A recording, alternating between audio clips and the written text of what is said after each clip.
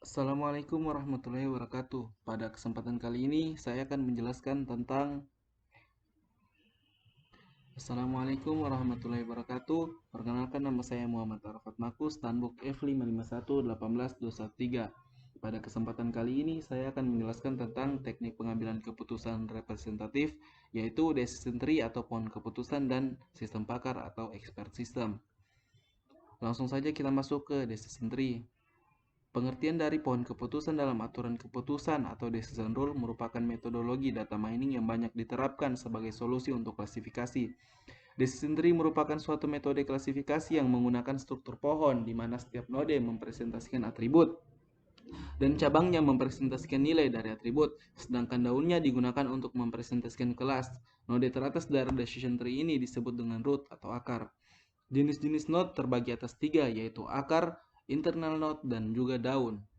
Konsep dasar dari decision tree yaitu berbentuk kotak, yaitu keputusan, berbentuk bulat, yaitu chance atau kemungkinan, berbentuk garis atau garis penghubung atau fork, kemudian gabungan dari keputusan dan garis penghubung, yaitu alternatif keputusan, gabungan dari kemungkinan dan juga garis penghubung, yaitu alternatif kemungkinan terjadi. Tujuan dari decision tree yaitu memahami kasus dan semua aspek yang terjadi, menggambarkan kerangka berpikir yang sistematis, dan yang terakhir menggambarkan struktur pengambilan keputusan yang dilakukan decision maker sepanjang tahapan atau urutan waktu. Asumsi dasar dari decision tree yaitu decision maker hanya mengambil satu keputusan.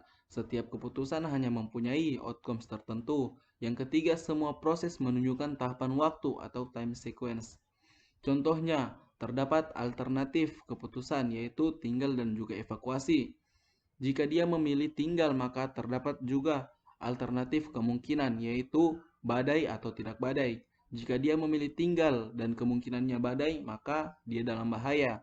Jika dia memilih tinggal dan kemungkinannya tidak ada badai, maka dia akan selamat.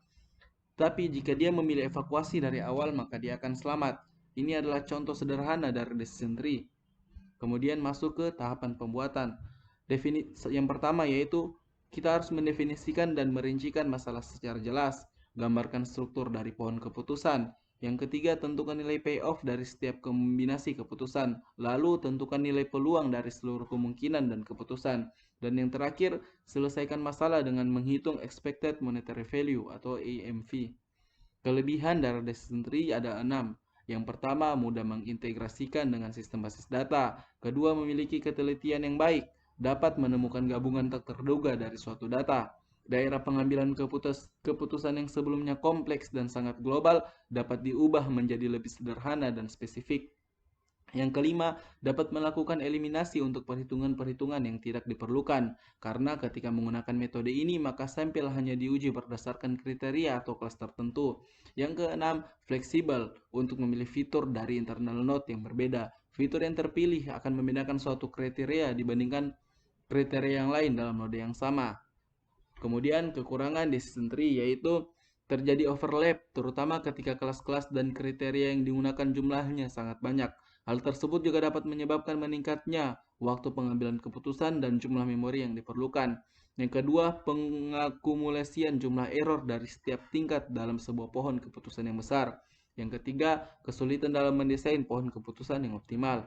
Yang keempat, hasil kualitas keputusan yang didapatkan dari metode pohon keputusan sangat bergantung pada bagaimana pohon tersebut didesain. Lalu kita masuk ke expert system atau sistem pakar. Sistem pakar terbagi atas dua. Yang pertama, sistem pakar adalah salah satu cabang dari AI atau Artificial Intelligence yang paling banyak dibuat aplikasinya selain game. Kemudian sistem pakar mencoba membuat komputer berpikir dan menyelesaikan masalah layaknya seorang pakar. Pakar adalah seseorang yang mempunyai pengetahuan, pengalaman, dan metode khusus, serta mampu menerapkannya untuk memecahkan masalah atau memberi nasihat yang lebih cepat, lebih baik, dan lebih bijak dari kebanyakan orang. Konsep dasar dari sistem pakar yaitu keahlian. Seorang pakar harus memiliki keahlian. Lalu yang kedua adalah pakar atau orang itu tersebut. Kemudian pemindahan keahlian. Seorang pakar harus dapat memindahkan keahlian ke dalam sebuah sistem dan sistem itu akan memberikan keahlian tersebut kepada orang yang bukan pakar. Kemudian sistem itu juga harus dapat menarik sebuah kesimpulan dari data-data yang diolah. kemudian memiliki aturan-aturan, dan keenam, kemampuan menjelaskannya. Ciri-ciri sistem pakar ada 7. Yang pertama, terbatas pada domain atau keahlian tertentu, dapat memberikan penalaran untuk data yang tidak pasti, dapat mengemukakan rangkaian alasan-alasan yang diberikan dengan cara yang bisa dipahami, berdasarkan aturan atau rule tertentu, lalu dirancang untuk dapat dikembangkan secara bertahap agar bisa menghasilkan informasi yang lebih baik dan akurat. Keenam, pengetahuan dan mekanisme penalaran jelas terpisah, dan ketujuh, keluarannya bersifat anjuran. Tujuan dari sistem pakar sendiri merupakan paket perangkat lunak atau paket program komputer yang ditujukan sebagai penyedia nasihat dan sarana bantu dalam memecahkan masalah di bidang-bidang spesialis tertentu seperti sains, perekayasaan, matematika, kedokteran, pendidikan, atau sebagainya. Sistem pakar merupakan subset dari artificial intelligence menurut Arhami pada tahun 2005. Kategori-kategori sistem pakar yaitu interpretasi, kedua proyeksi, lalu diagnosis, desain, perencanaan, pengawasan, pelacakan dan perbaikan, instruksi, pengendalian, seleksi, dan simulasi. Kelebihan sistem pakar yaitu meningkatkan output dan produktivitas. Sistem pakar dapat bekerja lebih cepat dari meningkatkan kualitas.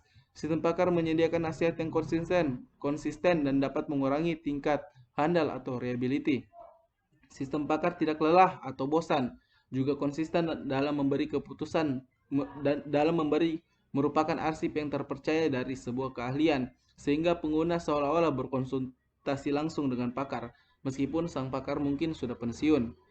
Kelemahan sistem pakar yaitu masalah dalam mendapatkan pengetahuan, di mana pengetahuan tidak selalu bisa didapatkan dengan mudah, karena kadangkala pakar dari masalah yang kita buat tidak ada. Dan kalaupun ada, kadang-kadang pendekatan yang dimiliki oleh pakar berbeda-beda. Yang kedua, untuk membuat suatu sistem pakar yang benar-benar berkualitas tinggi sangatlah sulit dan memerlukan biaya yang sangat besar untuk pengembangan, dan sistem pakar tidaklah 100% bernilai benar. Oleh karena itu, perlu diuji ulang secara teliti sebelum digunakan.